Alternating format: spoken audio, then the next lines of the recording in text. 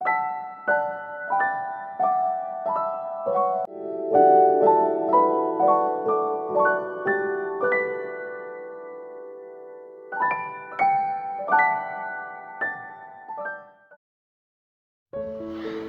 আলাইকুম।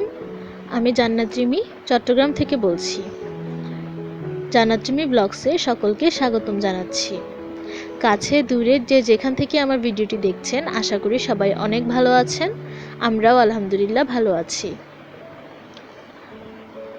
আজকের সকালের নাস্তা শেষ করে তারপর ব্লগটা শুরু করলাম। এখন দুপুরে রান্নাবাড়ার আয়োজন করছি। আজকে আমি বুটের ডাল ভুনা করব। আর গত দিনের বেঁচে যাওয়া তরকারি আছে, সেগুলোই আমরা গরম করে খেয়ে ফেলবো। যেহেতু দুপুরে আমরা মা মেয়ে দুজন খাবো, আর আমার মেয়ে তো এখনও খুব ছোট, ও খাওয়া না খাওয়ার একই কথা। তো এই জন্যে আজকে আর তেমন কিছু রান্না করব না।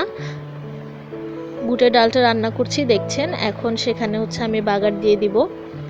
আর বুটের ডালটা এইভাবে রান্না করলে আমার কাছে অনেক বেশি ভালো লাগে। আর এটা রুটি কিংবা ভাত যে কোনো কিছুর সাথে খেতেই কিন্তু খুবই মজা লাগে। সবসময় তো আসলে মসুর ডাল এগুলো খাওয়া হয়, কিন্তু মাঝে মধ্যে একটু ভিন্নতা আনতে এই বুটের ডালটা ভুনা করি। এটা খুবই ভালো হয়। মাঝে মধ্যে আসলে খাবার একটু বৈচিত্র্য আনতে হয়, না হলে সবসময় একই খাবার একঘেয়েমি চলে আসে। তো আমি এখন এই ডালটার মধ্যে বাগার দিয়ে দিচ্ছি। আমরা আসলে শুধুমাত্র দুজন মানুষ হওয়ায় যতটুকুই রান্না করি না কেন, আমাদের থেকেই যায়। প্রায় একদিন রান্না করলে 2 দিন খাওয়া যায়। তো সেই হিসেবে আমরা একটু হিসেব করে না খেলেও দেখা যায় খুব বেশি তো আর খাওয়া যায় না। তো আমার ডালটা হয়ে গেছে। এখন আমি গত দিনের যে তরকারিগুলো ছিল সেগুলোই একটু গরম করে নিচ্ছি। এখানে লতি আর ইলিশ মাছের মাথা ভাজা ছিল, তো সেগুলো একসাথে মিক্স করে তারপর গরম করে ফেলছি আর কি, আলাদা গরম করলাম না। আর এখানে আপনাদেরকে একটা ট্রিক্স আমি শেখাবো আজকে। এটা যে কোনো মাছ যখন আমরা বাজার থেকে কিনে আনি, তখন কেটে এভাবে পানির মধ্যে দিয়ে যদি আমরা ডিপ ফ্রিজে সংরক্ষণ করি, তাহলে কিন্তু মাছগুলো দীর্ঘদিন একদম তাজা থাকে। আর মানে মাছের মধ্যে কোনো আষ্টে গন্ধ কিংবা কোনো রকমের স্বাদেরও হেরফের হয় না। তো এটা অনেকেই জানেন, কিন্তু যারা জানেন না তাদের জন্য টিপসটা শেয়ার করলাম। আশা করি আপনাদের কাজে লাগবে। এইভাবে করে রেখে দেখবেন, তাহলে মাছের মধ্যে আর কোনো গন্ধ হবে না, আর মাছটাও একদম ফ্রেশ থাকবে।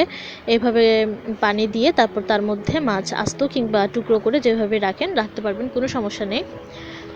তো এরপরে আমরা এখন দুপুরে খাওয়া দাওয়া সেরে নিচ্ছি। আমি আর হামজা আমরা দুজনেই খাওয়া দাওয়া সারবো।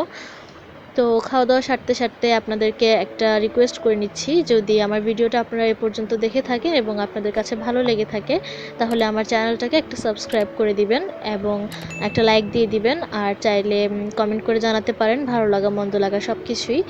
তো আমি যেহেতু একজন নতুন ক্রিয়েটর, তো আপনাদের ছোট ছোট সাপোর্টগুলোই কিন্তু আমাকে সামনে এগিয়ে যাওয়ার অনুপ্রেরণা জাগাবে। তো দুপুরের খাওয়া দাওয়া শেষ করে কিছুক্ষণ রেস্ট করলাম, তারপর চলে আসলাম বিকালের নাস্তা তৈরি করতে। তো আজকে আমি পাকোড়া তৈরি করব। এটা একটা কাঁচা আলুর পাকোড়া। এর জন্য আলু আগে থেকে সিদ্ধ করার কোনো প্রয়োজন নেই।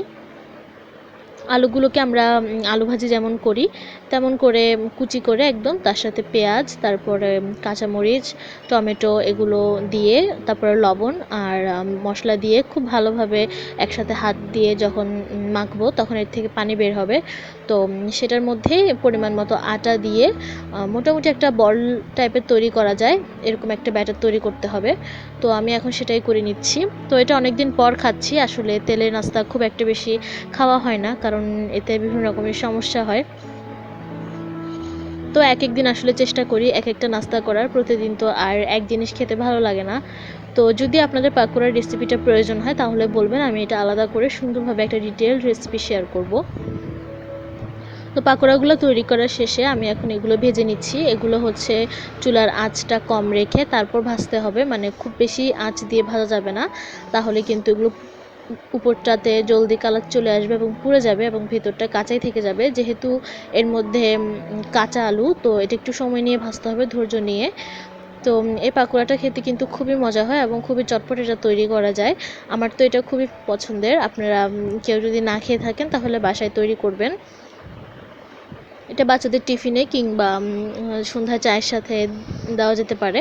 আর যদি বৃষ্টি হয় তাহলে কিন্তু এই ধরনের পাকোড়া টাইপের যে নাস্তাগুলো হয় সেগুলো কিন্তু খুবই ভালো লাগে। আমরা যখন আসলে সংসারের দায়িত্বের মধ্যে বাধা পড়ে যাই তখন নিজেদের ভালো লাগা মন্দ লাগা সব কিছু আমরা চেষ্টা করি একে অপরের সাথে শেয়ার করার। তো আমার মেয়ের বাবা কিন্তু এই নাস্তাগুলো একটু কম খায়, মানে তেলের নাস্তাগুলো।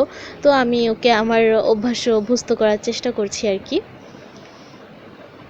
তো এগুলোকে কিন্তু একটু লাল লাল করে ভাজতে হবে, মানে যতক্ষণ পর্যন্ত না ভালোভাবে লাল লাল হয়ে যায় ততক্ষণ ভাজতে হবে। ভাজতে ভাজতে কিন্তু এক পর্যায়ে এই যে দেখুন কি সুন্দর কালার চলে এসেছে। এখন এগুলোকে আমি এ পর্যায়ে তুলে নেব। নিজে আসলে কিছু না খাই বা খাই, কিন্তু মেয়ের জন্য দেখা যায় কিছু তৈরি করতে হয়, কিংবা মানুষটা সারাদিন অফিস করে আসে তার জন্য কিছু তৈরি করতে হয়। তো একবার যখন আমরা সংসার জীবনে ঢুকে যাই তখন আসলে এইসব দায়িত্ববোধ নিজে থেকে আমাদের মধ্যে চলে আসে। তো এখন হামজার আব্বু অফিস থেকে চলে এসেছেন আর আমরা এখন দুজন মিলে খেয়ে নিচ্ছি আর কি।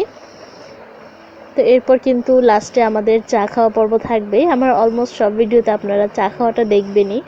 তো আপনারা কারা আমার মতো চা লাভার আছেন সেটা কিন্তু আমার সাথে শেয়ার করতে পারেন। আমার ভালো লাগবে আপনারা যদি আপনাদের নিত্যদিনের যে অভিজ্ঞতা সেগুলো আমার সাথে শেয়ার করেন। তো এখন আমি চা দিয়ে একটা টোস্ট বিস্কুট খাচ্ছি আর খেতে খেতে আপনাদের সবাইকে বিদায় জানাচ্ছি। ভিডিওটা এ পর্যন্তই। সবাই ভালো থাকবেন, সুস্থ থাকবেন। আল্লাহ হাফেজ। আসসালামু আলাইকুম।